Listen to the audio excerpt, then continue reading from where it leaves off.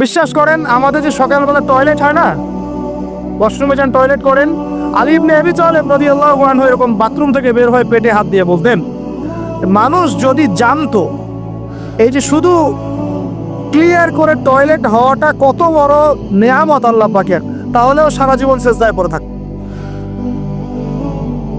আমরা এগুলো বুঝি না, শ্বাস নেওয়ার নিয়ামত বুঝি না, পানি পান করছি, পানি আল্লাহ পাক দিয়েছেন এটা নিয়ামত বুঝি না, গরম পানিতে ওযু করে আসলে নিয়ামত বুঝি না, সুস্থ আছি নিয়ামত বুঝি না, প্রত্যেকটা অর্গান ভালো আছে শরীরে নিয়ামত বুঝি না, রক্ত চলতেছে নিয়ামত বুঝি না। আমরা আল্লাহ পাকের নিয়ামতই বুঝি না, শুকরিয়া আদায় করি না। আর ওই যে কালিমা লা ইলাহা ইল্লাল্লাহ আল্লাহ পাক করার তৌফিক দিয়ে মুসলিম বানিয়েছেন, এটা তো মোটেই বুঝি না। কত বড় নিয়ামত আল্লাহ দিয়েছেন আর কত ইহসান আল্লাহ করেছেন। এইটা জাস্ট আজকের লেকচার শুনে বুঝে বাসায় চলে যান, তাহলে ইনশাল্লাহ আপনার একটা কৃতজ্ঞতাপূর্ণ হৃদয়ের সৃষ্টি হবে, এবং এই হৃদয়টা সৃষ্টি হলে পরেই আপনি আল্লাহর দিকে ফিরে আসবেন ইনশাআল্লাহ।